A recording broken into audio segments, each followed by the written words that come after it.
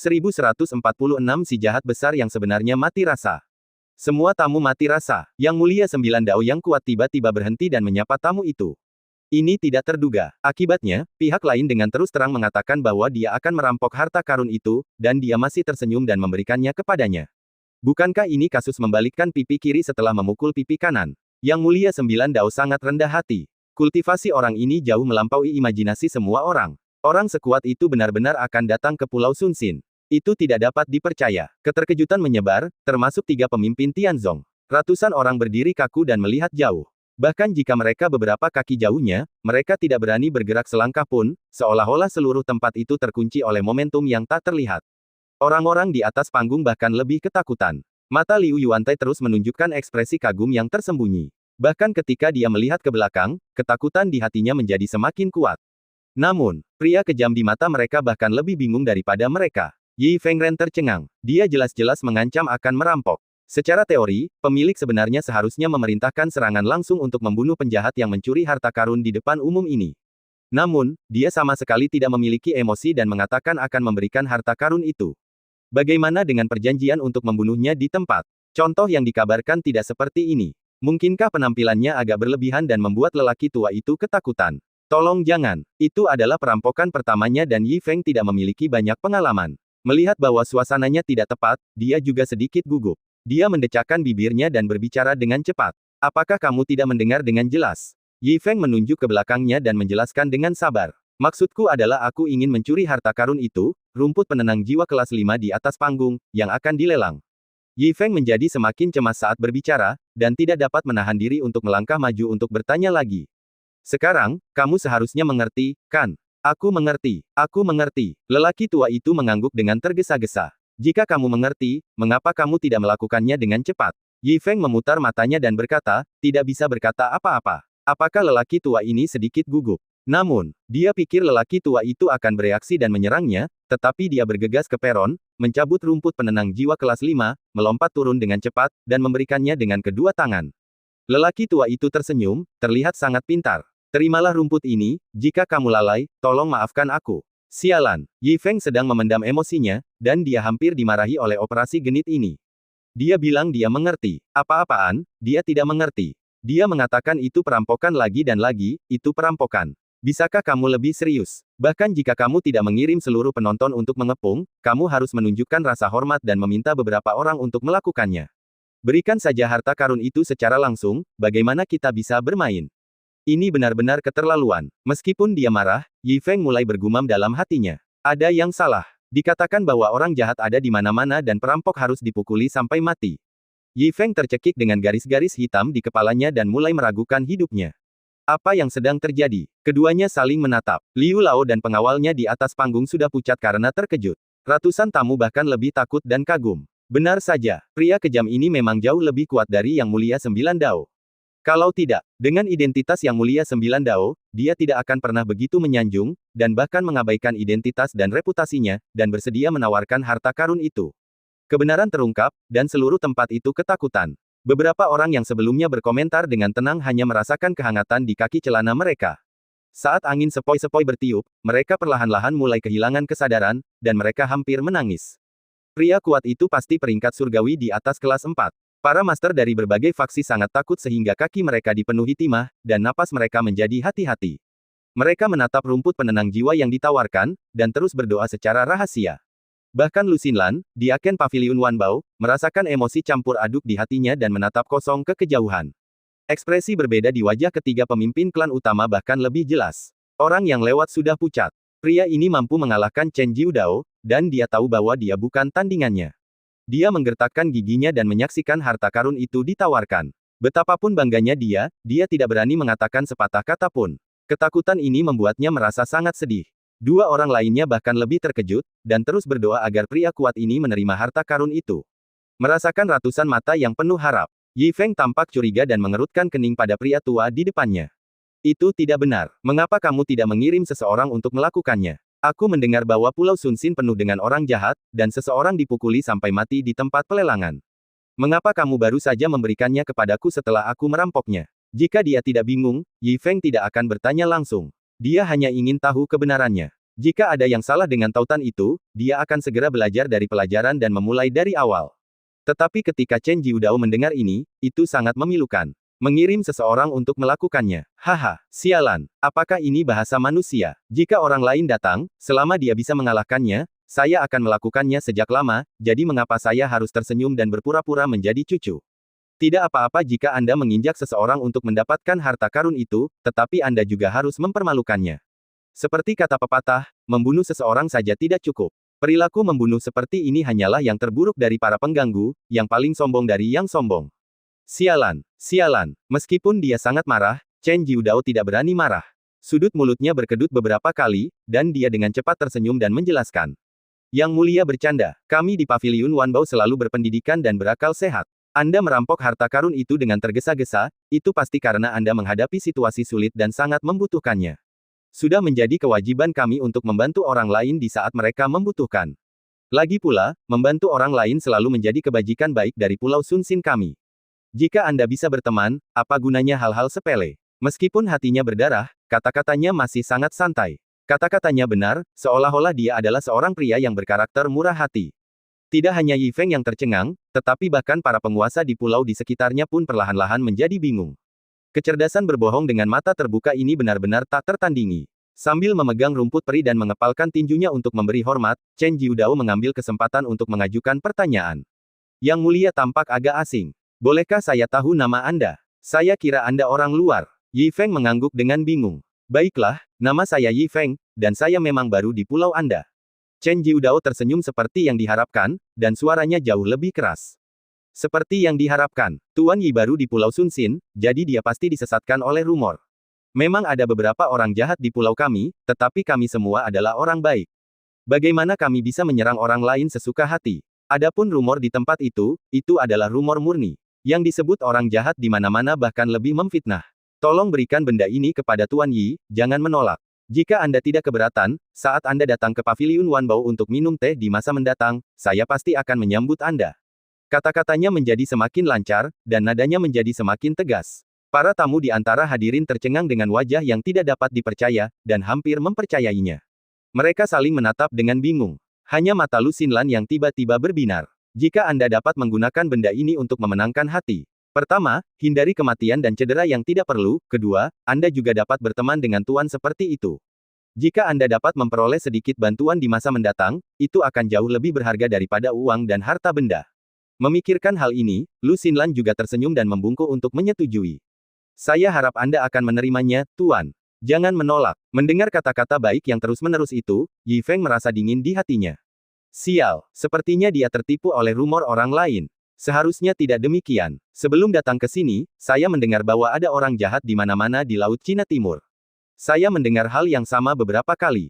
Bao Chongxin pernah diselamatkan olehku sebelumnya. Tidak ada alasan untuk berbohong. Setelah merenung sejenak, Yi Feng masih setengah percaya dan setengah ragu. Dia menatapnya beberapa kali. Di belakang wanita cantik yang berbicara, ada 3 orang yang berdiri sendiri di barisan depan. Mereka tampaknya memiliki status yang baik. Mereka seharusnya adalah orang-orang dari 3 Tianzong utama. Dengan identitas seperti itu, mereka seharusnya tidak berbohong, bukan? Yi Feng melangkah maju, mengerutkan kening dan mencoba berbicara. Apakah ini semua benar? Apakah Pulau Sun Sinmu benar-benar sebagus itu? Hal ini diberikan begitu saja setelah kamu mengatakannya diberikan. Tiba-tiba, 3 pemimpin Tianzong sangat terkejut hingga rambut mereka berdiri tegak. Bab 1147 desas-desus tidak dapat dipercaya, tentu saja, tentu saja. Pulau Sun Sin kami selalu menjadi keluarga, terutama untuk teman-teman asing, kami sangat ramah. Melihat perhatian Yi Feng, Luo Pengfei buru-buru menjawab. Di antara 3 master sekte, kultivasinya adalah yang terendah, dan sekte tersebut berada pada posisi yang kurang menguntungkan. Dia telah melatih penglihatan yang luar biasa selama bertahun-tahun dan memiliki kecerdasan emosional yang hebat. Dalam situasi ini, bagaimana mungkin dia tidak bingung? Master sekte lainnya, Su Baichuan, sudah berambut abu-abu dan lebih canggih. Kemudian dia tersenyum dan membungkuk, dengan wajah yang damai. Master Luo benar, Pulau Sun Sin kami selalu baik dan murah hati, dan terkenal karena membantu orang lain. Karena pria itu membutuhkan benda ini, wajar saja untuk mengirimkannya. Ini menghindari perkelahian dan pembunuhan, dan dapat berteman. Mengapa tidak melakukannya? Sambil berbicara, lelaki tua Su tersenyum dan menyamping. Saya hanya tidak tahu apa yang dipikirkan Master Lu. Ini bermakna. Orang-orang yang lewat sangat marah sehingga mereka menggertakkan gigi secara diam-diam. Benda tua ini, mengetahui bahwa rumput penyejuk jiwa telah jatuh, dia masih menaburkan garam ke luka dan bahkan menarik api. Sungguh tercela. Setelah merajalela di Pulau Sunsin selama ribuan tahun, Lu Renkuang tidak pernah mengalami penghinaan seperti itu. Namun, dia juga orang yang tangguh, jadi dia tahu apa yang harus dikatakan.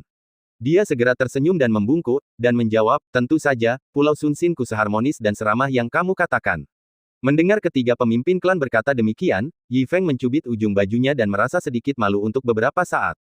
Sial, apa ini? Aku pikir aku akan dipukuli sampai mati karena merampok sesuatu, tetapi aku tidak menyangka pihak lain akan memberikan harta karun itu langsung kepadaku. Aku datang ke tempat yang kacau, tetapi aku tidak menyangka itu adalah rumah yang ramah. Bagaimana ini bisa terjadi? Tetapi memikirkannya dengan hati-hati, itu tidak masuk akal. Tidak peduli seberapa harmonis dan ramahnya tempat itu, tidak ada yang namanya memberikan harta karun yang dilelang langsung kepada perampok. Harta karun yang begitu berharga, kamu benar-benar memberikannya. Yi Feng menyipitkan matanya dan bertanya lagi. Oh, Tuan, ini hanya sehelai rumput kecil. Anda baru saja datang dan Anda telah menunjukkan bahwa Anda membutuhkannya, jadi tentu saja Anda harus mengantarnya. Chen Tua berkata sambil tersenyum, ini adalah tradisi yang baik dari Pulau Matahari kita. Saya tidak hanya membutuhkannya, saya di sini untuk merebutnya. Yi Feng menyipitkan matanya dan berkata, ada yang salah. Ini benar-benar salah. Dia harus bertanya dengan jelas. Tuan, apa yang Anda bicarakan? Anda di sini untuk merebutnya, bukankah itu berarti Anda membutuhkannya? Kata Luo Pengfei. Itu benar, karena Anda merebutnya, itu membuktikan bahwa Anda pasti sangat membutuhkannya. Jika tidak mendesak, siapa yang akan merebut harta ketika mereka tidak punya pekerjaan setelah makan? Membantu orang lain di saat mereka membutuhkan adalah perbuatan baik, dan kami senang melihatnya berhasil. Untuk sementara waktu, beberapa orang bergegas untuk mengungkapkan pendapat mereka. Seluruh tempat itu harmonis dan suasananya sangat ramah, yang bahkan lebih mengharukan daripada pesta di kehidupan sebelumnya. Yi Feng tiba-tiba terdiam. Sialan, hatiku sedikit tersentuh dan malu. Ternyata benar-benar ada orang di dunia yang membalas dendam dengan kebajikan dan memenangkan hati orang dengan kebajikan. Namun di saat yang sama, Yi Feng juga merasa malu, dan kakinya hendak menggali sebuah villa taman kecil. Mengingat rumor orang yang lewat sebelumnya, hatinya seperti dihinggapi 10.000 alpaka. Konon Paviliun Wanbao dapat membunuh orang. Bajingan mana yang menyebarkan ini? Dia hendak berbicara untuk membela diri. Chen Jiudao buru-buru mendorong tangannya. Tuan, tidak perlu menolak. Aku mengerti kesulitanmu. Tolong ambil benda ini dengan cepat, agar kita tidak sia-sia. Suara itu bergema keras, dan seluruh hadirin pun bergema. Tuan, tolong terima dengan cepat.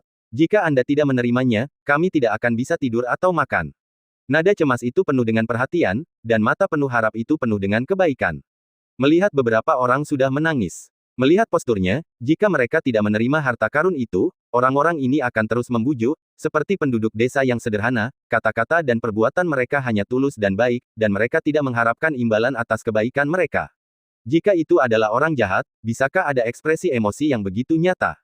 Yi Feng tidak bisa menahan diri untuk tidak tersentuh, dan merasakan emosi yang campur aduk. Orang baik, mereka semua adalah orang baik. Meskipun dia melakukan kesalahan besar, yang membuatnya kecewa dan malu, dia juga sangat tersentuh karena bertemu dengan begitu banyak orang baik. Masih banyak orang baik di dunia ini. Meskipun berada di lautan dosa yang legendaris, ada juga tempat yang tidak ternoda oleh lumpur. Rumor benar-benar tidak dapat dipercaya, dan Anda harus melihatnya dengan mata kepala sendiri. Dengan penuh emosi, Yi Feng membungkuk dengan tulus. Terima kasih semuanya. Melihat orang tua yang mengirim harta karun itu lagi, Yi Feng sangat berterima kasih. Terlepas dari apakah pihak lain peduli atau tidak, dan apakah dia benar-benar dapat membalasnya, dia mengingat kebaikan ini. Terima kasih atas hadiahnya. Jika aku punya kesempatan di masa depan, aku pasti akan membalasnya. Mendengar ini, Chen Jiudao tersenyum senang. Lu Xinlan di belakangnya juga tampak terkejut. Di tengah ucapan terima kasih kedua orang itu, Yi Feng diusir dengan hormat, dan orang-orang di belakangnya mengikuti dari dekat, dengan terus-menerus mengucapkan selamat tinggal. Tuan, hati-hati. Orang-orang yang lewat ketakutan oleh pemandangan seperti itu dan melihatnya dari jauh dengan ketakutan. Di depan Paviliun Wanbao, Yi Feng juga melihat ke belakang, mengepalkan tinjunya, dan mengucapkan selamat tinggal sambil tersenyum. Berbalik dan melangkah maju, dia menyingkirkan senyumnya, dan tiba-tiba merasa hampa dan kesepian di dalam hatinya. Dia melihat sekeliling sambil memegang rumput penenang jiwa. Di mana Bao Chongxin? Dia berjalan melewati kerumunan dan maju beberapa langkah. Setelah melihat sekeliling sebentar, dia akhirnya melihat pria itu. Sosok gemuk itu bersembunyi di pintu masuk gang dan mengintip, menatap kosong dengan mata terbuka lebar, dan wajahnya juga sangat gugup, seperti hamster yang ketakutan. Melihat ekspresi malu-malu itu lagi, Yi Feng melambaikan tangannya tanpa daya. Setelah memanggil beberapa kali, mata Bao Chongxin berbinar, dan dia melihat ke kiri dan ke kanan beberapa kali sebelum dia berani maju dengan gagah berani, sambil membungkuk dan menyapa dengan suara gemetar. Baiklah, dermawan. Orang ini benar-benar pengecut. Yi Feng melihat ekspresi rumit itu, dan akhirnya menyadari kebenaran bahwa nama itu cocok untuk orang tersebut. Sambil berjalan maju, dia bertanya lagi dengan ragu-ragu. Saudara Bao, apakah Anda mendengar tentang kejadian sebelumnya di Paviliun Wan Bao, atau apakah Anda melihatnya dengan mata kepala sendiri? Apakah Anda melebih-lebihkan? Bao Chongxin tercengang ketika mendengar suara itu, dan buru-buru membungkuk. Dermawan, Anda juga tahu bahwa kultivasi saya rendah, beraninya saya datang ke Paviliun Wan Bao, jadi saya tentu saja mendengar tentang masalah ini. Namun, saya tidak melebih-lebihkan. Di bawah tatapan curiga Yi Feng, Bao Chongxin tersipu dan menggaruk kepalanya. Saya menambahkan sedikit, hanya sedikit. Hari itu saya mendengar bahwa seseorang dipukuli keluar dari Paviliun Wan Bao, dan saya tidak sengaja mengatakan bahwa dia dipukuli sampai mati di Paviliun Wan Bao.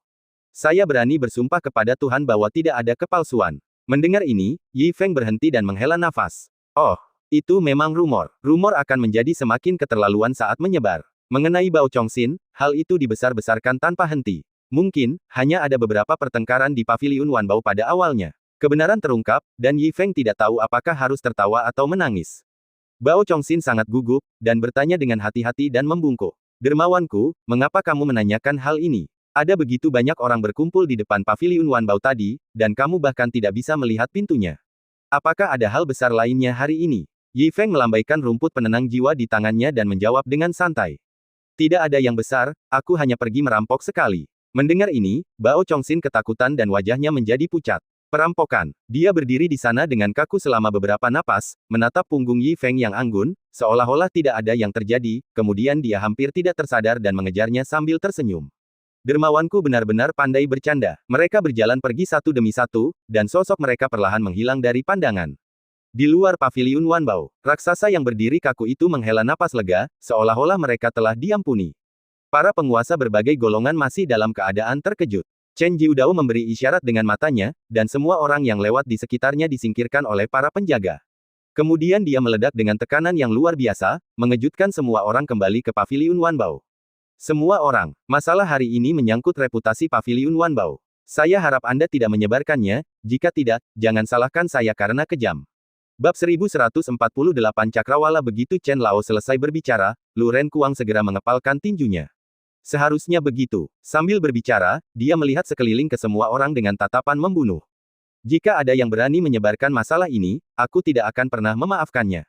Luo Pengfei juga segera menyatakan posisinya, memberi Chen Jiudao cukup muka dan juga bermaksud menyelamatkan mukanya sendiri. Semua keluhan sebelumnya meledak, dan aura pembunuh yang mengerikan mengejutkan seluruh hadirin. Hanya Su Baichuan yang sedikit linglung, dan menanggapi secara simbolis tanpa menunjukkan terlalu banyak emosi. Meski begitu, para tamu di ruangan itu sudah penuh dengan ketakutan, dan mereka membungkuk lagi dan lagi sebagai tanggapan. Jangan khawatir, tuan-tuan, kami tidak akan pernah menyebarkannya. Sebagai tanggapan, suara emosi dan kemarahan berangsur-angsur naik. Jangan sebut-sebut tuan-tuan, jika ada yang berani berbicara omong kosong, aku akan menjadi orang pertama yang tidak akan melepaskannya. Jika masalah ini keluar, bagaimana kita masih punya muka untuk tetap tinggal di kota ini? Haha, kurasa tidak. Kakak Liu hanya mengaku sebagai orang baik, dan kata-katanya fasih serta ekspresinya tulus. Apakah dia benar-benar malu dan marah seperti yang kau katakan? Omong kosong, itu hanya tindakan sementara. Beraninya kau mengatakan tidak kepada Tuan Yi. Bajingan, beraninya kau tidak menghormatiku. Semua orang perlahan-lahan mendapatkan kembali sikap ganas mereka. Orang-orang jahat di seluruh tempat saling berhadapan, seolah-olah mereka memiliki keluhan yang tak terhitung jumlahnya untuk dilampiaskan, dan mereka siap untuk bertarung jika mereka tidak setuju. Tanpa Yi Feng, semua orang adalah bosnya. Tampaknya tempat itu lebih kacau dari sebelumnya. Untungnya, wajah lama Chen Jiudao tenggelam dan dia menekan monster itu lagi. Semua orang, lelang hari ini telah berakhir. Jika ada yang ingin menjadi liar di Paviliun Wan Bao, aku akan menemanimu. Suara rendah bercampur tekanan bergema, dan seluruh tempat itu sunyi. Meskipun kita bertemu dengan orang kuat hari ini, tidak semua orang dapat mengacaukan tempat itu, dan Pulau Sunsin tidak harmonis dan ramah. Semua orang menundukkan kepala dan tetap diam. Setelah sekian lama, mereka pergi dengan banyak diskusi. Su Baichuan menyelinap pergi dengan sangat rendah hati, dan tidak mengatakan sepatah kata pun selama seluruh proses. Melihat sosok rubah tua yang tergesa-gesa dari kejauhan, Luo Pengfei merasa semakin aneh. Setelah ragu-ragu sejenak, dia juga melihat para tetua di belakangnya. Pergi dan periksa di mana Tuan Yi tinggal segera. Dia menyampaikan pesan dengan suara dingin, lalu naik kereta binatang suci dan pergi. Dalam sekejap mata, ratusan tamu berhamburan seperti burung dan binatang buas, dan tidak ada yang berani mengatakan apapun. Paviliun Wanbao akhirnya kembali damai. Pintu baru saja ditutup, tetapi Chen Jiudao, yang berdiri diam dengan tangan di belakang punggungnya, memiliki darah merah tua di mulutnya. Lu Xinlan terkejut, dan Liu Yuantai dan yang lainnya juga bergegas maju. Chen Tua terluka parah. Cepat, keluarkan ramuan berharga di paviliun. Semua orang bergegas maju dengan tergesa-gesa, dan Chen Jiudao mengulurkan tangannya untuk menghentikan mereka. Tidak apa-apa, aku hanya memaksakan diri untuk menarik jurusku, yang menyebabkan kekuatan Dao Agung berbenturan. Itu bukan masalah besar, atur saja napasmu sedikit. Chen Jiudao duduk di dekatnya, dan orang-orang di sekitarnya merasa sedikit lega. Lu Xinlan mengeluarkan ramuan dari cincinnya dan memberikannya kepadanya. Tuan Chen datang dari jauh untuk membantu, tetapi terluka secara tidak sengaja. Xinlan sangat malu. Terimalah ramuan ini. Melihat ramuan hijau di tangan Yu, dan kemudian melihat ekspresi bersalah Lu Xinlan. Chen Jiudao mengangguk sambil tersenyum dan mengepalkan tangannya sebagai balasan. Nona Lu, Anda terlalu baik. Karena Anda begitu murah hati, saya tidak akan menolak pil Pei Yuan kelas 4 ini. Satu memberi dan satu menerima, yang membuat orang-orang di sekitarnya iri. Semua orang semakin menghormati Lu Xinlan, dan pada saat yang sama mereka sedikit enggan. Mereka menatap ramuan berharga itu dengan penuh semangat. Bahkan jika mereka tidak mengatakan apa-apa, mereka tidak dapat menahan rasa sakit yang tersembunyi. Tidak semua orang memiliki kemurahan hati seperti Lu Xinlan. Chen Jiudao tidak mempermasalahkannya dan menatap Lu Xinlan yang duduk bersamanya. Kejadian hari ini memang tidak terduga. Nona muda itu juga kehilangan rumput penyejuk jiwa kelas 5. Namun menurutku, ini juga merupakan berkah. Lu Xinlan mengangguk sedikit dan berkata, itu benar. Tuan Yi memiliki tingkat kultivasi yang baik, setidaknya di alam kelas 5. Bantuan dari guru seperti itu lebih berharga daripada rumput penyejuk jiwa. Para bawahan itu menyaksikan dengan tak berdaya, tidak berani berbicara gegabah. Hanya Liu Yuantai yang mengambil kesempatan untuk berbicara dan memberikan cukup muka. Memang, jika bukan karena kehadiran Tuan Chen, cabang kami akan kehilangan orang dan uang. Berkat upaya Tuan Chen untuk membalikkan keadaan, pelelangan tidak merugi tetapi mendapat untung. Hasil seperti itu sangat langka. Mendengar pujian itu, Chen Jiudao tersenyum tipis. Haha, Saudara Liu, Anda terlalu baik. Saat dia berbicara, senyum di matanya menjadi lebih intens. Tetapi saya juga cukup berani untuk mengatakan ini. Lelang ini bukan hanya keuntungan kecil, tapi seharusnya keuntungan besar. Suara itu mengejutkan semua orang. Lu Xinlan juga membuka lebar matanya yang indah, seolah-olah dia telah menyadari sesuatu. Apa maksudmu? Chen Jiudao membelai janggutnya sambil tersenyum, matanya bersinar. Haha, apakah menurutmu kultivasi Tuan Yi hanya di tingkat kelima dari peringkat surgawi? Pertanyaan itu mengejutkan semua orang dan detak jantung mereka terus bertambah cepat. Melirik warna-warna aneh di sekitarnya. Chen Jiudao tersenyum sedikit dengan ekspresi bangga di wajahnya. Kamu masih terlalu berpikiran sempit. Aku juga telah melihat beberapa master tingkat kelima, dan tidak ada dari mereka yang memiliki penindasan yang mengerikan seperti Tuan Yi. Bahkan jika mereka berada di puncak tingkat kelima, mereka tidak akan membuatku kehilangan keinginan untuk bertarung. Seperti yang diharapkan, Tuan Yi setidaknya berada di tingkat kelima dari peringkat surgawi, dan mungkin saja berada di tingkat ke-6. 666. Desis. Liu Yuantai sangat terkejut hingga dia menarik napas dalam-dalam. Semua orang mengira bahwa Yi Feng adalah master tingkat kelima, jadi dia bisa membuat Chen Jiudao menyerah. Rumput penenang jiwa tingkat kelima itu langka, tetapi tidak dapat secara langsung meningkatkan kultivasi, jadi nilainya tidak begitu menakjubkan. Tidaklah rugi besar untuk menggunakannya untuk memenangkan hati. Tanpa diduga, kultivasi Tuan Yi jauh melampaui harapan. Ini benar-benar untung besar. Lu Xinlan sangat terkejut hingga ia berdiri di tempat, tidak lagi setenang sebelumnya. Nyaris saja, jika Penatua Chen tidak ada di sana, mereka hampir saja menyinggung seorang master tingkat 6, dan paviliun Wanbao pasti sudah rata dengan tanah. Semua orang terbangun seolah dari mimpi, merasa beruntung telah selamat dari malapetaka, dan wajah pucat mereka terus menunjukkan rasa hormat kepada Chen Jiudao. Penatua Chen mampu membalikkan keadaan di depan seorang master tingkat 6, dan bahkan memenangkan hati pihak lain hanya dengan rumput penenang jiwa tingkat 5.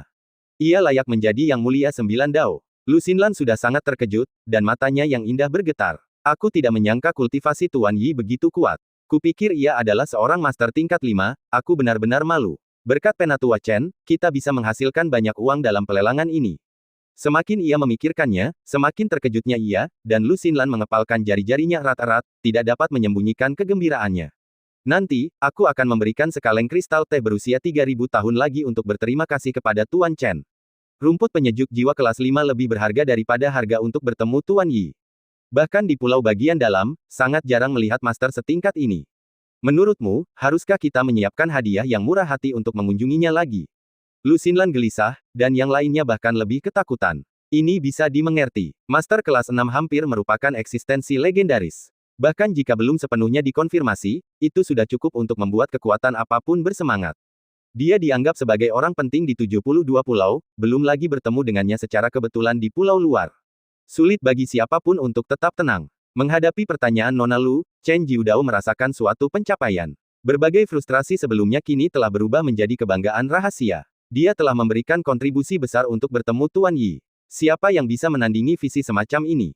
Tidak berlebihan untuk mengatakan bahwa hal semacam ini akan menjadi topik yang dibanggakan di masa depan bagi siapapun.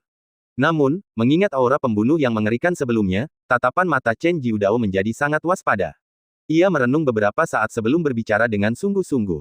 Nona, masalah ini harus dipertimbangkan dengan saksama. Seorang majikan seperti Tuan Yi itu mendominasi dan tidak terduga. Jika Anda mengganggunya dengan gegabah, itu bisa menjadi bumerang. Itu bukan sesuatu yang bisa didekati oleh orang biasa. Menurut pendapat saya, pertama-tama kita harus mencari tahu secara diam-diam preferensi dan niat Tuan Yi, lalu membuat rencana di masa mendatang. Nona sudah memenangkan hati dan mengambil inisiatif. Tidak perlu terburu-buru dalam masalah ini. Suaranya agak sombong, tetapi juga masuk akal. Tuan Yi memang bukan seseorang yang bisa dikenal dan diajak bicara oleh orang biasa. Berpikir bahwa dia sudah memenangkan hati darinya, yang seperti kesempatan dari surga, Lu Xinlan bahkan lebih bersemangat. Tuan Chen benar. Tuan Chen telah memberikan kontribusi besar pada pelelangan hari ini, dan Anda juga telah bekerja keras. Kami akan merayakan keberhasilan ini secara tertutup selama 3 hari, dan pada saat yang sama mengirim seseorang untuk mencari tahu di mana Tuan Yi berada. Masalah ini tidak boleh disebarkan keluar. Lu Xinlan duduk dan memberi perintah, dan paviliun Wanbao terguncang dengan kegembiraan. Pada saat yang sama, di kota barat yang lebih terpencil, Luo Pengfei, mengenakan pakaian biasa, berjalan maju dengan profil rendah. Orang-orang yang lewat di jalan panjang itu semuanya adalah orang-orang dengan kultivasi rendah, dan bahkan tidak ada seorang pun orang suci puncak yang terlihat untuk waktu yang lama. Dia menjadi lebih curiga saat dia berjalan, mengerutkan kening dan berbalik untuk mengirim pesan. Guru macam apa Tuan Yi, apakah dia benar-benar tinggal di tempat seperti ini? Bab 1149 latar belakang Bao Chongxin melihat ekspresi Luo Pengfei yang mencurigakan, tetua itu bergegas mendekat. Tuan, mohon mengertilah. Saya sudah mengetahui bahwa setelah Tuan Yi meninggalkan paviliun Wanbao, seseorang mengikutinya ke kota barat. Setelah banyak bertanya, nama orang ini adalah Bao Chongxin. Dia pemalu seperti tikus dan tingkat kultivasinya rendah. Dia dulu mencari nafkah dengan melakukan pekerjaan sambilan. Banyak orang menyaksikan kejadian ini, dan itu benar adanya. Tuan Yi tinggal di penginapan Yuelai di depan. Letaknya 100 kaki di sebelah barat persimpangan. Mendengarkan transmisi suara yang teratur, Luo Pengfei terus melangkah maju. Tidak lama setelah berjalan melewati persimpangan, pintu kecil penginapan itu terlihat. Tulisan tangan di papan nama, penginapan Yuelai, kabur, tetapi ada suara-suara terus-menerus di dalam pintu. Tampaknya ada banyak biksu tingkat rendah yang makan dan tinggal di sana. Jika bukan karena kehidupan yang keras di kota, biksu mana yang mau bergabung dengan penginapan kumuh ini? Tuan Yi memiliki tingkat kultivasi yang tinggi, tetapi dia masih bisa tinggal di tempat seperti itu. Keadaan pikirannya memang luar biasa. Tidak terduga bahkan sebelum kita melihatnya. Sementara Luo Pengfei memperhatikan dan mendesah, Su Baichuan, yang juga mengenakan pakaian biasa, datang di belakangnya. Atas pengingat dari tetua itu, Luo Pengfei berbalik dan menyipitkan matanya. Orang tua ini ada di sini seperti yang diharapkan. Pertemuan ini jelas bukan suatu kebetulan. Orang tua ini pasti berpikiran sama seperti dia. Dia siap untuk bertemu Tuan Yi terlebih dahulu, mengenalnya dan menjalin persahabatan, sehingga dia bisa mendapatkan keuntungan di masa depan. Pemilik pulau itu sekarang sedang menyendiri. Siapapun yang bisa mendekati Tuan ini akan lebih percaya diri. Dia menebaknya sekilas, yang juga memastikan bahwa informasi itu benar. Melihat Su Baichuan berjalan dengan mantap, Luo Pengfei mengepalkan tangannya dan menyapanya. Kebetulan sekali, saya tidak menyangka saudara Su juga datang. Su Baichuan tersenyum damai dan mengepalkan tangannya sebagai balasan. Haha, saudara Luo dan saya selaras satu sama lain. Pikiran yang hebat berpikir sama. Melihat ekspresi tenang dan lugas orang tua itu, seolah-olah dia telah merencanakan semuanya. Luo Pengfei semakin tersenyum. Sepertinya saudara Su cukup percaya diri, tetapi karena saya di sini, saya tidak akan pernah lengah. Apakah seseorang dapat memenangkan hati Tuan Yi atau tidak tergantung pada kemampuan mereka sendiri. Sapaan yang tampaknya akrab itu sebenarnya menyiratkan sebuah perjuangan. Sebelum bertemu Tuan Yi, keduanya telah saling bersaing secara diam-diam, dan keduanya bertekad untuk menang. Luo Pengfei penuh percaya diri. Dia membawa harta yang akan melindungi sekte, jadi tentu saja peluangnya untuk menang sangat tinggi. Su Baichuan jelas sangat menahan diri, dan berkata dengan sopan sambil membelai janggutnya. Kamu terlalu baik, terlalu baik. Haha, saya hanya ingin bertemu denganmu. Mengenai masalah persahabatan, itu semua tergantung pada takdir. Kedua pemimpin sekte itu tersenyum di wajah mereka, tetapi mereka berpikir dalam hati mereka. Meskipun Su Baichuan sudah tua dan masih ingin menyerah, tubuhnya tidak menyerah, dan hatinya yang muram jelas-jelas dikhianati. Setelah beberapa basa-basi, kedua pemimpin sekte itu memasuki penginapan bersama-sama. Di lobi penginapan, 10 meja dan kursi hampir penuh. Saat malam hampir tiba, selain tamu-tamu awal, ada juga banyak pengunjung yang datang. Setiap meja penuh dengan anggur dan makanan. Para biksu dengan dana yang cukup juga memesan sepiring buah spiritual dan daging binatang, yang tampak sangat murah hati. Namun di mata kedua pemimpin sekte itu, mereka merasa bahwa mereka semua adalah semut. Demikian pula, mereka masuk dengan pakaian biasa, yang tidak membuat pelayan memandang mereka, juga tidak menarik banyak perhatian dari para tamu. Pelayan itu baru saja meletakkan sebotol anggur. Dia berbalik dan melihat dua tamu yang tampak miskin, dan memaksakan senyum untuk maju. Sambil menyeka keringatnya, dia bertanya dengan malas. Ada berapa tamu di sana? Apakah Anda di sini untuk makan atau? Sebelum dia selesai menanyakan jargon penginapan, dia didorong pergi. Bang, pelayan itu tersungkur tertelungkup dan menoleh ke belakang dengan kaget dan marah. Ketika dia menoleh ke belakang, dia melihat pemilik toko bergegas keluar. Suara teredam itu mengejutkan banyak tamu, dan lobi penginapan yang ramai menjadi sedikit sunyi. Tanpa menunggu siapapun berbicara, pemilik toko itu sudah berlutut di pintu untuk memberi penghormatan, wajahnya penuh kepanikan. Salam, salam kepada Master Sekte Su, kehadiran Anda merupakan kehormatan besar bagi penginapan kami yang sederhana. Suara ini bergema, seluruh lobi menjadi lebih sunyi. Mereka yang hadir semuanya adalah kultivator tingkat rendah, yang tidak memiliki kesempatan untuk bertemu dengan tokoh-tokoh penting, dan tentu saja tidak mengetahui cerita di dalamnya, tetapi ketika mereka mendengar nama Master Sekte, mereka tanpa sadar menoleh, semuanya dengan ekspresi ragu dan tidak pasti di wajah mereka. Ini adalah kewaspadaan hidup di ujung pisau selama bertahun-tahun, dan ini adalah aturan bertahan hidup di Pulau Sunsin. Di dalam penginapan, Su Baichuan menundukkan matanya dan melihat dengan tenang, dengan senyum damai di wajahnya. Haha, apakah kamu mengenaliku? Penjaga toko itu berulang kali memberi hormat, berusaha sebaik mungkin untuk menyenangkan hati. Yang mulia bijaksana, 100 tahun yang lalu, saya bekerja sebagai tukang di gedung Juxian di kota.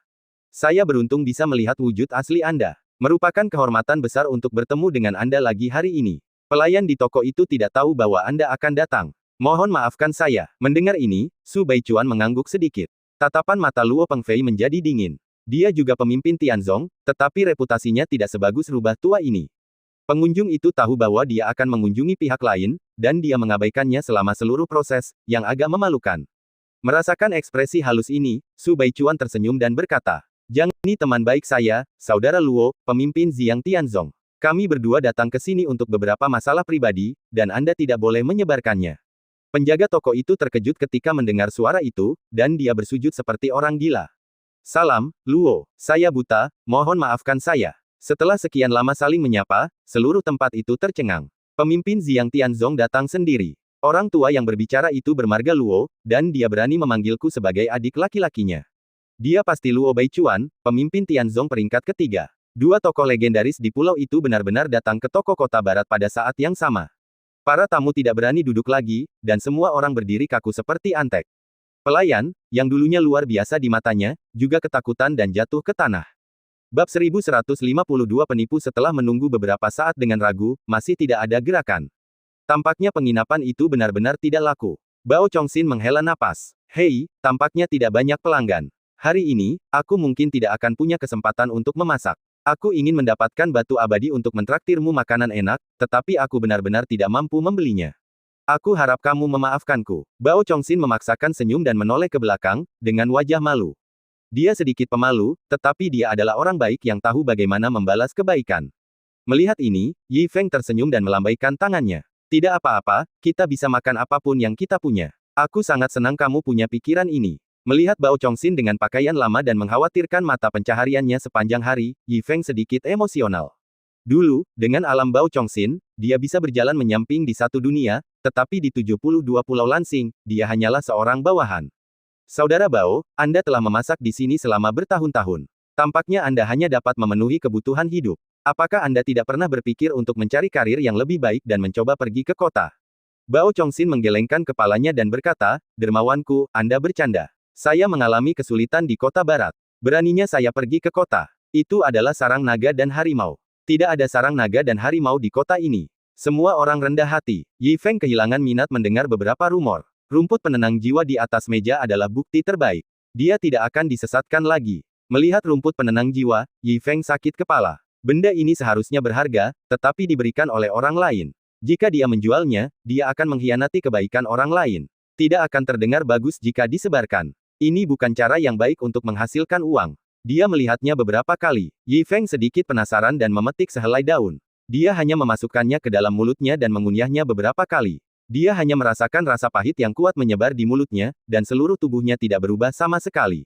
Itu lebih seperti dia telah memakan akar pohon yang busuk. Jika itu tidak berharga, dia akan segera memuntahkannya. Dia menelannya dan membilasnya dengan teh beberapa kali, tetapi dia masih merasa pahit di mulutnya. Oh, cara dia meludah di tanah membuat Bao Chongxin merasa semakin bersalah. Dermawanku, ini semua karena ketidakbergunaanku, tetapi kamu tidak harus memakan rumput, masih ada beberapa buah spiritual di rumah, meskipun layu dan berkualitas buruk, tetapi kamu juga dapat menyerap sedikit. Kata-katanya bagus, tetapi Yi Feng mendengar garis hitam di dahinya. Rumput busuk apa? Ini adalah rumput penenang jiwa kelas 5 yang direnggut dari pelelangan, nilainya setidaknya 100.000 kristal peri, jika tidak terlalu malu untuk menjualnya, aku akan segera menjadi miliarder. Setelah mengatakan itu, Bao Chongxin juga berbicara kepada hati Yi Feng. Tidak bisa dijual, dan tidak ada gunanya untuk dimakan.